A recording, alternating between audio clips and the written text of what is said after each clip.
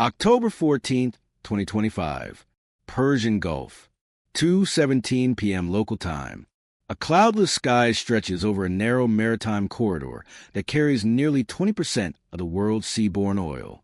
3 American-flagged crude oil tankers, each 330 meters long, displacing approximately 160,000 metric tons when fully loaded and carrying 2 million barrels of crude oil apiece, move in column formation through international waters toward the Strait of Hormuz. Their combined cargo is valued at approximately $400 million. Their combined crews number just over 300 civilian mariners. Their defenses consist of steel hulls, international law, and the distant presence of the United States Navy. This is not just commercial shipping. This is the arterial flow of the global economy. 15 million barrels of oil transit these waters every day, powering industries, militaries, and nations. What unfolds over 60 nautical miles off the Iranian coast. Their navigation systems confirm clear passage. Their captains monitor standard maritime radio channels. No escort vessels are visible on the horizon. What the crews do not see is the broader battle space. 40 miles to the south, the USS Carl Vinson Carrier Strike Group maintains station. The 100,000-ton nuclear-powered aircraft carrier, 333 meters long, and powered by 2 A4W nuclear reactors capable of generating over 550 megawatts of thermal energy, operates as a mobile airbase. On its flight deck, F/A-18E Super Hornets, twin-engine, multi-role fighters with a top speed exceeding Mach 1.8 and a combat radius of approximately 720 kilometers, stand armed and fueled. This distance is not accidental. It is calculated. It places American air power close enough to intervene and far enough to avoid provocation. Each F/A-18E Super Hornet weighs approximately 14.5 metric tons empty and up to 29.9 metric tons fully loaded. Powered by 2 General Electric F414G 400 turbofan engines, each producing 22,000 pounds of thrust, the aircraft can climb at over 44,000 feet per minute. Its radar, the N/APG-79 active electronically scan array, can track dozens of targets simultaneously at ranges exceeding 150 kilometers. Armed today with AIM-120D advanced medium-range air-to-air missiles, each costing approximately $1.1 million per unit, capable of Mach 4 speeds and guided by active radar homing, the aircraft represent an asymmetric equation. A single missile costs more than most civilian homes. A single fighter sortie costs approximately $44,000 per flight hour. The oil cargo below is worth $400 million. The mathematics are unforgiving. Inside the Carl Vinson's Combat Information Center, radar operators monitor a new contact. 6 aircraft lift off from Bushehr Air Base on the Iranian coast. The base itself spans over 4 square kilometers, with 2 primary runways, hardened aircraft shelters reinforced with concrete and earth berms, and fuel storage facilities capable of supporting sustained fighter operations. The aircraft are F-4E Phantoms, Cold War-era fighters first introduced in the 1960s, capable of speeds exceeding Mach 2.2 and armed with short and medium-range air-to-air missiles. Analysis suggests their flight path is not a training pattern. It is a direct intercept vector. Rear Admiral Rebecca Thompson, Strike Group Commander, authorizes combat air patrol. 8 F/A-18E Super Hornets launch from the carrier's deck in under 4 minutes, their afterburners producing temperatures exceeding 1,700 degrees Celsius as they accelerate into the afternoon sky. The Iranian F-4s descend from 12,000 feet to 500 feet above sea level, accelerating to approximately Mach 1.2. Sonic booms ripple across the water, striking the tanker's superstructures with concussive force. Antennas vibrate, windows rattle. Crew members brace against bulkheads. The lead Iranian pilot transmits on the international emergency frequency. American vessels, you are transporting stolen oil from our territory. Turn toward Bandar Abbas immediately, or you will be forced down. The response from Pacific Energy's bridge is controlled, professional. Negative. We are in international waters. This is legal commerce. You have no authority here. This exchange marks the transition from harassment to coercion. Under U.S. rules of engagement, this is the threshold. Two Iranian fighters drop lower, passing within 200 feet of Gulf Explorer's bridge. At 14 knots, a tanker cannot maneuver quickly.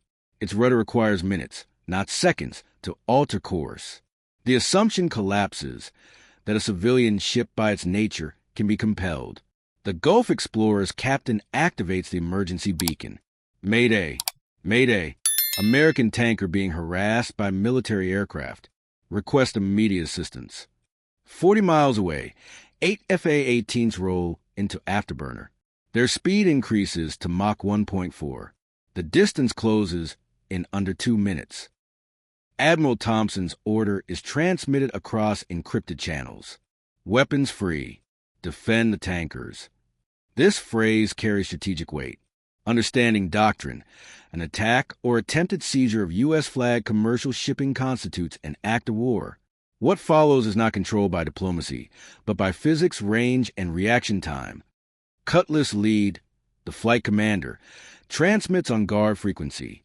Iranian aircraft harassing American vessels. This is the United States Navy. You are ordered to disengage immediately and return to base. You have 10 seconds to comply. The Iranian formation holds course. 10 seconds is an eternity in air combat. At Mach 1, an aircraft covers over 340 meters per second. In 10 seconds, the distance closes by more than 3 kilometers. The countdown ends. Cutlass Lead, the flight commander, transmits on guard frequency. Iranian aircraft harassing American vessels. This is the United States Navy. You are ordered to disengage immediately and return to base. You have 10 seconds to comply. 8 FA-18s fire 16 120D missiles. Each missile accelerates to Mach 4 within seconds, its solid-fuel rocket motor burning at temperatures exceeding 3,000 degrees Celsius.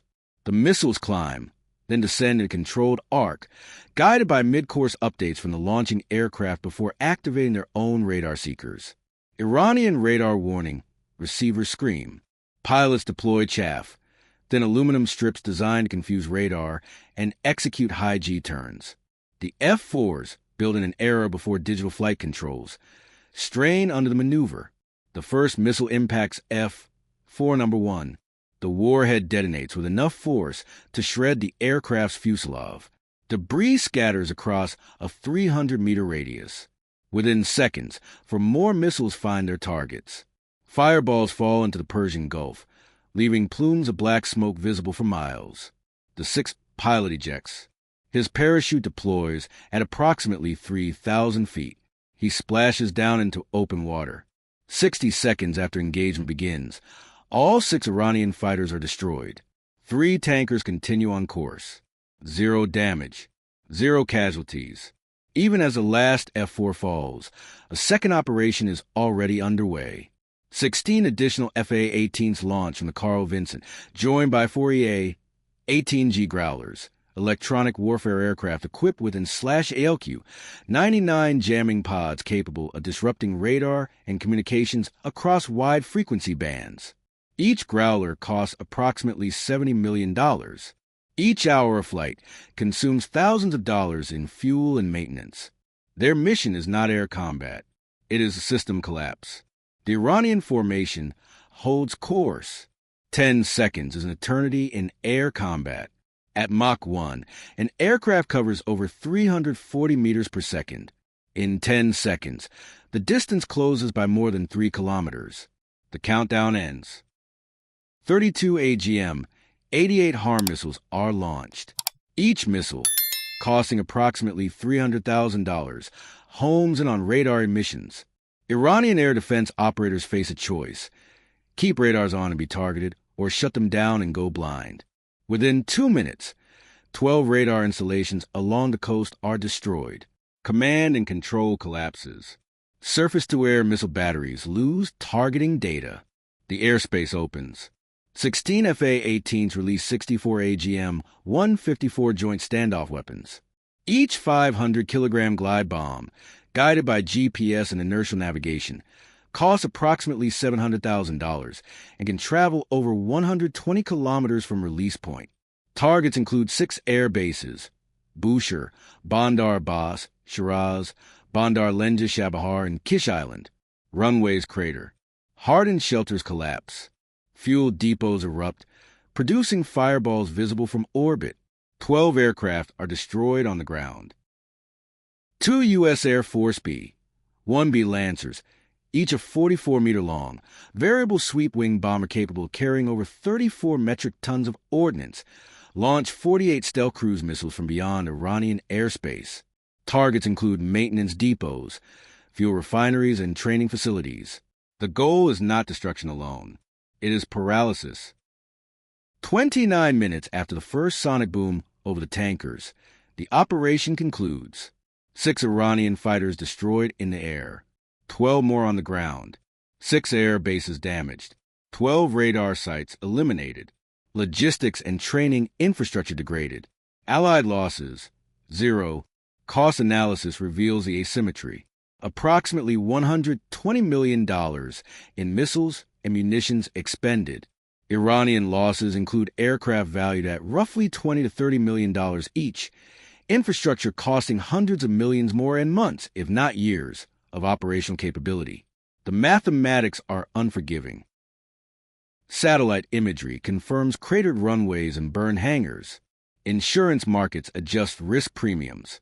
Oil prices spike briefly, then stabilize. International shipping resumes normal patterns. Iranian state media issue statements of resilience. The Pentagon releases limited imagery. What remains is a strategic message. This is not just an air battle. This is a doctrinal shift. For decades, harassment in the Persian Gulf operated in a gray zone, below the threshold of war. This operation redefines that threshold. The lesson is not about missiles or jets. It is about credibility. Freedom of navigation is not enforced by statements. It is enforced by capability, proximity, and willingness to act within minutes, not days.